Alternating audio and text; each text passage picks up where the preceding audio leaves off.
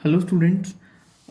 तो हम लोग क्लास नाइन्थ बायोलॉजी का पहला चैप्टर डिस्कस करने जा रहे हैं, या फिर यूं कहें बायोलॉजी का पहला चैप्टर है। लेकिन जो आपकी एनसीईआरटी बुक है उसका चैप्टर 5 है। Chapter 5 this is named fundamental unit of life.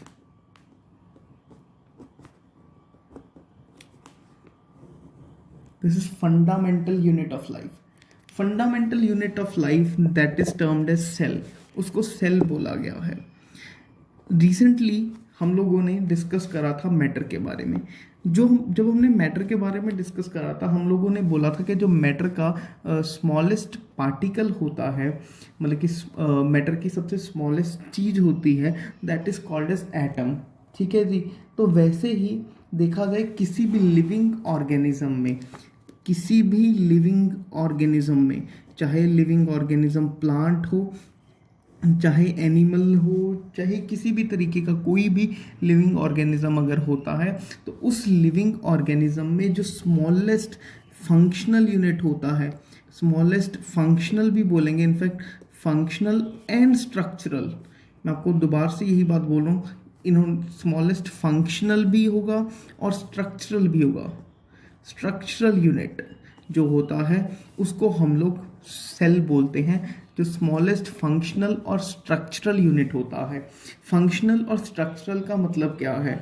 Functional और स्ट्रक्चरल का कोई भी अगर एक ऑर्गेनिज्म हमारे पास होता है, तो उस ऑर्गेनिज्म में छोटे छोटे उस वो ऑर्गेनिज्म बेसिकली छोटे छोटे कई कितने ही सारे सेल्स से बना होता है। अगर हम लोग एक प्लांट की बात कर लें, हम लोग एक ह्यूमन बॉडी की बात कर लें, हम लोग किसी भी लिविंग ऑर्गेनिज्म की बात कर लें, it is formed of small cells.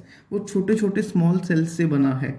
बहुत सारे छोटे छोटे स्मॉल सेल्स से कंबाइन करके वो पूरा का पूरा ऑर्गेनिजम्स क्रिएट हुआ होता है। ऑर्गेनिज्म क्रिएट हुआ होता है छोटे छोटे सेल्स को कंबाइन करके। तो अभी उसमें क्या होता है, ये छोटे छोटे बहुत सारे आइडेंटिकल सेल्स से बना होता है ऑर्गेनिज्म, छोटे छोटे आइडेंटिकल सेल से। इसमें जो ये एक सेल है, ये एक सेल है, ये एक सेल भी लिविंग होता है, ये एक सेल भी लिविंग होता है। ये दो काम करता है। उस बॉडी को एक तो ये स्ट्रक्चर प्रोवाइड करेगा, और उस बॉडी को ये कुछ फंक्शन भी प्रोवाइड करेगा। कहने का मतलब ये अपना काम भी करेगा, काम तो ये करेगा ही करेगा, उसके साथ साथ में ये उस बॉडी को स्ट्रक्चरल सपोर्ट भी प्रोवाइड करता है। जैसे कि अगर हम लोग एक बिल्डिंग की बात कर लें, बिल्डिंग हालांकि नॉन लिविंग है, ठीक है जी। बिल्डिंग की बात कर लें तो बिल्डिंग ऐसे तो नहीं कहीं से उठा के ले आते। बिल्डिंग में छोटी छोटी ब्रिक्स का इस्तेमाल करा जाता है। तो एक ब्रिक है तो उसका स्ट्रक्चरल पार्ट है, एक ब्रिक। तो वैसे ही ह्यूमन बॉडी में या फिर किसी भी लिविंग ऑर्गेनिज्म में एक जो सेल है उसका स्ट्रक्चरल पार्ट भी होता है, इनफैक्ट वो उसका फंक्शनल पार्ट भी होता है, क्योंकि वो कुछ ना कुछ उस बॉडी में रोल प्ले कर रहा होता है, जो हम लोग आगे डिस्कस करेंगे। अगर मैं सेल के फंक्शन की बात करूं, सेल के क्या क्या फंक्शंस हो सकते हैं, है ना। जैसे अगर सपोज मैं ह्यूमन बॉडी की बात करूं, ह्यूमन बॉडी में अगर हार्ट की बात करें, हार्ट में जो सारे सेल्स पाए जाते हैं, हार्ट में पाए जाते हैं हमारे पास कार्डियक सेल्स। जो कार्डियक सेल्स हैं वो कार्डियक टिश्यू को फॉर्म करते हैं, कार्डियक टिश्यू कार्डियक मसल्स बनाते हैं। फर्दर जो कार्डियक मसल्स हैं वो अपना फंक्शन परफॉर्म करते हैं, मतलब कि कार्डियक जो सेल्स हैं उनका फंक्शन क्या है कि वो बेसिकली बीट करें, मतलब कि वो कार्डियक मसल्स को बीट कराने के लिए, कि हार्ट बीट होता है ना, वो बीट करने के लिए काम आते हैं। मतलब कि वो एक रिदमिक कंट्रैक्शन एंड रिलैक्सेशन करते हैं सेल्स के, जो टिश्यूज़ हैं वो रिदमिक कंट्रैक्शन रिलैक्सेशन करें। फिर वो जो मसल्स हैं हार्ट के वो रिदमिक कंट्रैक्शन एंड रिलैक्सेशन करते हैं कि वो हार्ट पूरा का पूरा पंप कर सके। तो जो सेल है वो हार्ट का तो बहुत छोटा सा स्ट्रक्चरल यूनिट है। इसमें आगे हम लोग कुछ चीज़ें डिटेल में भी डिस्कस करेंगे। अगर अभी मतलब कि जो फंक्शन है नहीं समझ में आ रहा, आगे जैसे जैसे बढ़ेंगे चैप्टर में अच्छे से समझ में आ जाएगा। लेकिन याद रखिएगा कि जो सेल है वो किसी भी लिविंग ऑर्गेनिज्म का structural as well as functional unit होता है। यूनिट मतलब कि एक सिंगल सबसे छोटा वाला पार्ट। ठीक है जी। तो आगे डिस्कस करते हैं डिस्कवरी ऑफ सेल। जो सेल की डिस्कवरी के बारे में अगर डिस्कस करें, सेल डिस्कवर किसने करा था?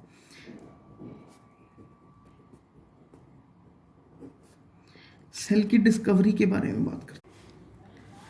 तो सेल की डिस्कवरी के बारे में बात करते हैं। तो देखा जाए डिस्कवरी ऑफ सेल, अगर सेल की डिस्कवरी की बात करी जाए तो cell was discovered by scientist name Robert Hooke. Robert Hooke ने बेसिकली जो सेल है उसको डिस्कवर करा था यूजिंग कॉक्स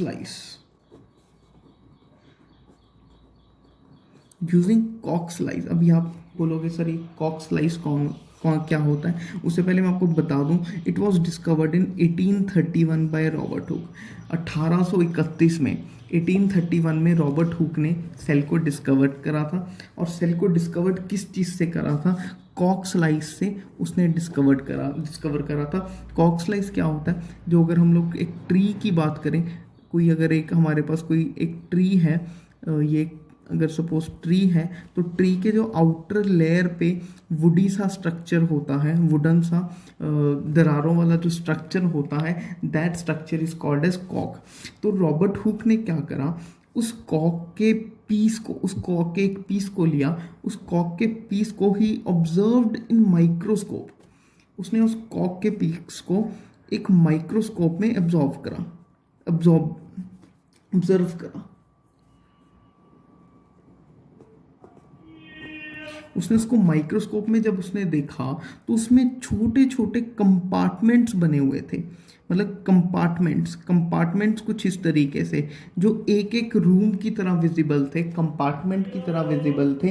तो उसने उस एक कंपार्टमेंट को नाम दे दिया सेल, क्योंकि वो एक रूम की तरह से, एक कंपार्टमेंट की तरह से था, तो उसको उसने एक नाम दे दिया सेल। तो जो ये सेल है रॉबर्ट हुक ने डिस्कवर करा। कब डिस्कवर करा? 1831 में डिस्कवर करा। किस चीज़ से डिस्कवर करा? कॉक्स स्लाइस से डिस्कवर करा। तो Robert Hooke discovered the cell. उसके अलावा अगर हम लोग आगे बढ़ते हैं तो आगे हम लोग सेल किस तरीके से देख सकते हैं। अगर आप एनसीईआरटी में देखो, कुछ एक्टिविटी दे रखी गई हैं जिसमें वो चीक के सेल्स और इनफैक्ट अनियन पील के सेल्स को भी ऑब्जर्व करते हैं हम लोग। जो चीक के सेल्स होते हैं, मतलब कि जो आपके चीक होता है उसके अंदर वाली साइड के पास स्किन एक्स्ट्रा होती है, तो उधर से आप कुछ स्किन को, अपने मुंह के अंदर से कुछ स्किन को निकाल के उसको स्लाइड बना के उसके सेल्स को ऑब्जर्व कर सकते हैं। अनियन में देखो जो प्लास्टिक जैसा, मतलब कि सबसे पतली वाली ट्रांसपेरेंट सी लेयर होती है पील करने के बाद, तो उसको यूज़ करके हम लोग उसको सैफ्रनिन के थ्रू स्लाइड बना के, मैं आपको स्लाइड बनाने पे एक अलग से वीडियो बनाएंगे, हम भेजूंगा आपको। करते हैं जैसे जैसे सेल की डिस्कवरी जब रॉबर्ट हुक ने कर दी, उसके बाद इस फील्ड में डेवलपमेंट स्टार्ट हुई। मतलब कि बाकी भी कई साइंटिस्ट ने, जैसे कि पुरकिंजे ने या फिर और भी कई साइंटिस्ट ने इस फील्ड में रिसर्च वर्क स्टार्ट करा। उसके बाद कई चीज़ें और भी सामने आई। उसके बाद जो चीज़ें सामने आई वो देखने वाली क्या थी कि हमारे पास दुनिया में सिंगल सेल्ड ऑर्गेनिजम्स भी एग्जिस्ट करते हैं। जी हाँ, ऐसे ऑर्गेनिजम्स जो पूरे के पूरे सिर्फ जिसमें एक ही सेल होता है और कुछ नहीं होता, सिर्फ एक सेल होता है और उसमें वो ऑर्गेनिज्म भी दुनिया में एग्जिस्ट करता है। उसके बाद जो ऑर्गेनिजम्स थे उसको दो चीज़ों में क्लासीफाई करा गया। जो हमारे पास ऑर्गेनिजम्स थे दुनिया में, लिविंग ऑर्गेनिजम्स थे, तो लिविंग ऑर्गेनिजम्स को दो चीज़ों में क्लासीफाई करा गया। उन्होंने एक यूनिसेल्युलर ऑर्गेनिजम्स में क्लासीफाई करा गया। यूनिसेलुलर ऑर्गेनिजम्स ऐसे ऑर्गेनिजम्स जो सिर्फ एक ही सेल होता है और वो सिंगल सेल्ड ही सर्वाइव करते हैं। उसके बाद जो दूसरा ऑर्गेनिज्म था मल्टी सेल्युलर ऑर्गेनिजम्स। जो मल्टीसेलुलर ऑर्गेनिजम्स उसमें एक से ज़्यादा सेल्स पाए जाते थे। तो जनरली जो मल्टीसेलुलर ऑर्गेनिजम्स होते थे उसमें क्या, मल्टीसेलुलर ऑर्गेनिजम्स हैं उसमें क्या चीज़ होती है, जो सेल्स होते हैं, cells combine to form tissue. Generally जो सेल्स हैं वो टिश्यू को कंबाइन करके टिश्यू को फॉर्म करते हैं। उसके अलावा ये तो सिर्फ प्लांट्स में बात करें, अगर मैं ह्यूमन बींग्स में या फिर कोई और लिविंग ऑर्गेनिज्म से एनिमल्स में बात करी जाए, तो जो सेल्स हैं वो कंबाइन करके टिश्यूज को फॉर्म करते थे, टिश्यूज को फॉर्म करते थे। फर्दर जो टिश्यूज हैं, एक ही तरीके के टिश्यूज हैं, वो टिश्यूज मिलके हमारे पास ऑर्गन को फॉर्म करते हैं, ऑर्गन को फॉर्म करते हैं। और फर्दर जो एक ही तरीके के ऑर्गन्स हैं वो मिलके हमारे पास ऑर्गन सिस्टम बनाते हैं। जो अगर मैं ह्यूमन बींग्स में या फिर कई एनिमल्स में बात करके देखी जाए, काऊ, बफलो, डॉग, जो ये सब ऑर्गेनिजम्स हैं, उसमें भी जो सेल्स हैं वो टिश्यू को, एक ही तरीके के सेल्स मिलके टिश्यू बनाते हैं, और जो टिश्यू हैं एक ही तरीके के वो मिलके ऑर्गन्स को फॉर्म करते हैं, और जो ऑर्गन्स हैं वो ऑर्गन सिस्टम बनाते हैं। जैसे मैंने आपको बताया कि अगर मैं हार्ट की बात करूं तो जो कार्डियक सेल्स हैं वो कार्डियक टिश्यू बनाता है, कार्डियक टिश्यू मिलके कार्डियक मसल्स बनाते थे। तो एक हार्ट एज अ ऑर्गन तैयार हो गया। अभी हार्ट को, आर्टरीज को, वेन्स को, ये सब जो ब्लड है उन सब चीज़ों को मिला के एक ट्रांसपोर्टेशन सिस्टम बॉडी में तैयार हो गया। वैसे ही डाइजेस्टिव सिस्टम में कई पार्ट्स हैं, जैसे कि डाइजेस्टिव सिस्टम में हमारे पास पेनक्रिया है, लिवर है, स्मॉल इंटेस्टाइन है, लार्ज इंटेस्टाइन है, स्टमक है। इन सब में अलग अलग तरीके के सेल्स को मिला के टिश्यूज को बना के ऑर्गन्स बनाए गए। फिर ऑर्गन से फिर ऑर्गन सिस्टम बनाए गए।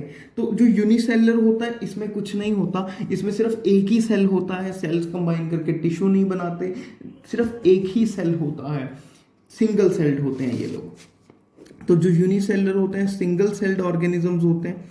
बात कर लेते हैं थोड़ा सा आगे। अगर सिंगल सेल्ड ऑर्गेनिजम्स जो ये होते हैं, इनकी अगर हम एग्जांपल्स की बात कराई जाए तो एग्जांपल्स में ये अमीबा, एक तो अमीबा आ जाता है। अगर आपने सुना होगा बैक्टीरिया के बारे में, आप लोगों ने सुना होगा कि वो बैक्टीरिया को देख नहीं पाते हैं। उसको क्यों नहीं देख पाते हैं? क्योंकि वो सिंगल सेल्ड ऑर्गेनिजम्स हैं और वो नेकेड आई से कभी भी विजिबल नहीं होता। वो बिना माइक्रोस्कोप के हम उसको नहीं विजिबल कर सकते, हम उसको देख नहीं पाते हैं। अगर मैं मल्टी सेलुलर ऑर्गेनिजम्स की बात करूँ तो भरमार है भाई, कुछ भी प्लांट्स को बोल सकते हो, एनिमल्स को बोल सकते हो, फंजाई को बोल सकते हो। ये मल्टी सेलुलर ऑर्गेनिजम्स क्या होते हैं, इसमें different shape of cells combine करके एक टिश्यू बनाते हैं, सेम टाइप के सेल्स। याद रखना, हमेशा सेम टाइप के सेल्स कंबाइन करके टिश्यू बनाएंगे, सेम टाइप के टिश्यूज कंबाइन करके ऑर्गन बनाते हैं, सेम टाइप के मतलब कि या सेम काम करने वाले ऑर्गन्स मिलके ऑर्गन सिस्टम बना देते हैं। तो कुछ इस तरीके से, लेकिन बेसिक स्ट्रक्चरल यूनिट तो फिर भी क्या है, सेल है। बेसिक स्ट्रक्चरल यूनिट तो फिर भी क्या है, सेल ही रहेगा।